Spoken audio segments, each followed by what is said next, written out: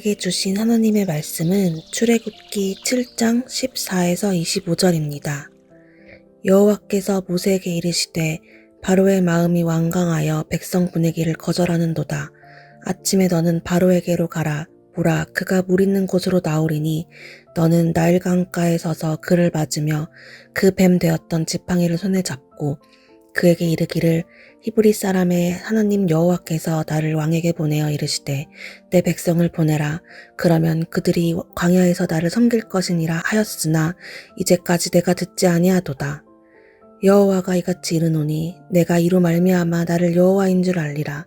볼지어다 내가 내 손에 지팡이로 나일강을 치면 그것이 피로 변하고 나일강의 고기가 죽고 그 물에서는 악취가 나리니 애굽 사람들의 그 강 물 마시기를 싫어하리라 하라. 여호와께서 또 모세에게 이르시되 아론에게 명령하기를 내 지팡이를 잡고 내 팔을 애굽의 물들과 강들과 운하와 뭇과 모든 호수 위에 내밀라 하라.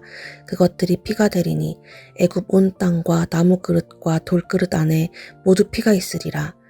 모세와 아론이 여호와께서 명령하신 대로 행하여 바로와 그의 신하의 목전에서 지팡이를 들어 나일강을 치니 그 물이 다 피로 변하고 나일강의 고기가 죽고 그 물에서는 악취가 나니 애굽 사람들이 나일강 물을 마시지 못하며 애굽 온 땅에는 피가 있으나 애굽 요술사들도 자기들의 요술로 그와 같이 행함으로 바로의 마음이 완악하여 그들의 말을 듣지 아니하니 여호와의 말씀과 같더라.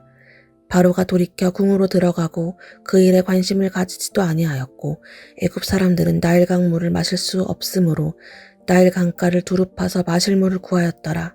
여호와께서 나일강을 치신 후 이레가 지나니라. 아멘. 바로의 마음은 점점 더 완악해져 갔습니다. 하나님께서 모세와 아론을 통해 말씀하셨지만 바로는 조금도 움직이지 않습니다. 오히려 더 강팍해졌고 이스라엘 백성들을 내보낼 생각이 전혀 없습니다.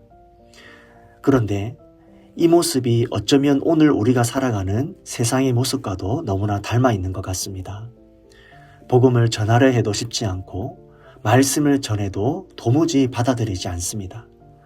믿음대로 살아가려 할수록 세상은 오히려 우리를 비우는 것처럼 느끼실 때가 참 많이 있습니다. 그러다 보면 어느 순간 우리의 마음속에 이런 질문이 찾아옵니다. 과연 말씀만으로만, 믿음으로만 살아갈 수 있을까? 복음대로 살면 손해만 보는 건 아닐까 하는 걱정과 염려가 우리의 마음을 짓누를 때가 있습니다. 이 세상의 완악함 앞에서 움츠러들고 두려울 때가 있습니다. 세상의 권력이 너무 강해 보이고 세상의 방법대로 살지 않으면 실패하는 것 같은 불안감이 몰려올 때가 있습니다. 바로 그런 우리에게 오늘 하나님께서는 10가지 재앙의 첫 번째 재앙을 통하여 중요한 진리를 선포하십니다. 많은 분들이 출애굽기의 10가지 재앙을 단순히 애굽을 힘들게 하게 만드는 사건으로 이해하십니다. 하나님께서 강력한 힘으로 애굽을 괴롭히셔서 결국 바로가 항복하게 만드는 과정으로 보는 것이죠. 그러나 10가지 재앙에는 훨씬 더 깊은 하나님의 뜻이 담겨 있습니다. 10가지 재앙은 애굽의 10가지 우상을 하나씩 무너뜨리는 하나님의 심판입니다. 애굽 사람들이 신으로 섬기던 것들, 그들이 의지하고 두려워하던 것들, 그들에게 안정과 번영을 준다고 믿었던 것들을 하나님께서 하나씩 정면으로 무너뜨리신 것입니다. 그러니까 이 재앙들은 단순히 물리적인 고통을 주는 것이 아니라 애굽 사람들이 믿고 의지하는 신들이 얼마나 무능하고 허망한 존재인지를 드러내시는 하나님의 선언이었습니다. 그 첫 번째 재앙이 바로 나일강이 피로 변하는 재앙이었습니다. 애굽 사람들에게 나일강은 단순한 강이 아니었습니다. 그들의 생명이었고 경제였고 문명이었고 신앙이었습니다. 나일강이 범람해야 농사를 지을 수 있었고 나일강에 물이 있어야 사람이 살 수 있었습니다. 애굽 문명 자체가 나일강 위에 세워진 것이었습니다. 그러니 나일강은 애굽 사람들에게 있어서 가장 강력하고 가장 신뢰할 수 있는 신이었습니다. 그런데 하나님께서 바로 그 나일강을 치십니다. 모세가 하나님의 명령대로 지팡이를 들어 나일강을 치자 강물이 피로 변하였습니다. 나일강만이 아니라 애굽 온 땅의 물이 피로 변하였습니다. 물고기들은 죽고 강에서는 심한 악취가 났고 사람들은 마실 물을 구하기 위해 강가를 파야 했습니다. 그 재앙은 일주일 동안 계속되었습니다.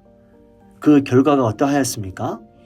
그들이 그토록 의지하던 나일강이, 그들이 신으로 섬기던 나일강이 이제는 오히려 그들을 가장 고통스럽게 만드는 존재가 되어버린 것입니다. 이 사건을 통해 하나님께서 무엇을 보여주십니까? 애굽 사람들이 가장 강하게 붙들고 있던 것, 가장 든든하다고 생각하던 것, 절대 무너지지 않을 것이라 믿던 것이 하나님 앞에서는 한순간에 무너질 수 있다라는 것입니다. 사랑하는 여러분, 오늘 우리에게도 각자의 나일강이 있을 수 있습니다. 건강일 수 있고, 재물일 수 있고, 직장일 수 있고, 또 사람일 수 있습니다. 그 자체가 나쁜 것은 아닙니다. 그러나 그것이 하나님보다 더 큰 의지처가 된다면 그것은 우리 삶의 우상이 될 수 있습니다. 하나님께서는 때때로 우리가 붙들고 있는 나일강을 흔드십니다. 우리를 망하게 하시려는 것이 아니라 우리가 진짜 붙들어야 할 분이 누구인지를 알게 하시기 위해서입니다. 이 상황에서 바로 왕은 어떻게 하였습니까? 애굽의 요술사들이 흉내를 내는 것을 보자 바로는 그냥 궁으로 들어가 버립니다. 백성들의 고통에 무관심하고 재앙을 해결하려는 노력조차 하지 않습니다. 요술사들도 흉내를 냈지만 문제를 해결하지는 못했습니다. 나일강도 바로도 요술사들도 하나님의 심판 앞에서는 아무 힘이 없었습니다. 하나님께서 이 사건을 통해 드러내시고자 하는 것이 바로 이것입니다. 7장 17절 말씀, 여호와가 이같이 이르노니 내가 이로 말미암아 나를 여호와인 줄 알리라. 나를 여호와인 줄 알리라. 하나님은 단지 애굽을 괴롭히시려는 것이 목적이 아니라 참 신이 누구인지, 참 주권자가 누구인지, 참 하나님이 누구인지를 알게 하시는 것입니다. 애굽의 신들은 사람의 생각 안에 갇힌 신들이지만 여호와 하나님은 물도 생명도 죽음도 다스리시는 참된 주권자가 되십니다. 우리가 의지해야 할 분은 오직 하나님 한 분뿐이심을 보여주고 있는 것입니다. 출애굽기의 첫 번째 재앙은 단지 애굽을 향한 심판으로 끝나지 않습니다.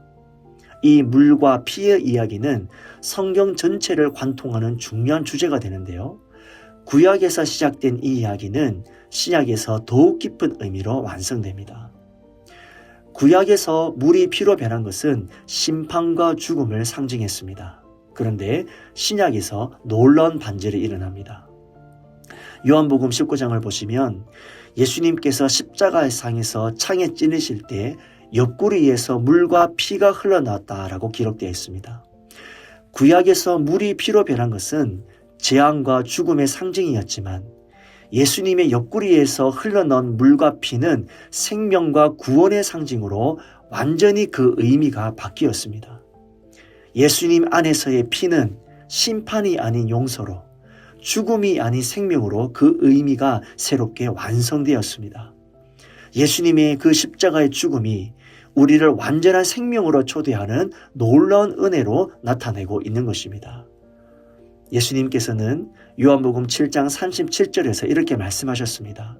누구든지 목마르거든 내게로 와서 마시라. 주님은 나일강보다 더 깊고 더 영원한 생수를 우리에게 주시는 분이십니다. 나일강은 피로 변하여 사람들을 고통스럽게 만들었지만 예수님께서 주시는 생수는 영원히 마르지 않습니다. 우리가 붙들던 세상의 모든 나일강이 썩은 물로 변할지라도 예수님의 보혈은 영원히 마르지 않는 생명수라는 것을 기억하시기를 바랍니다.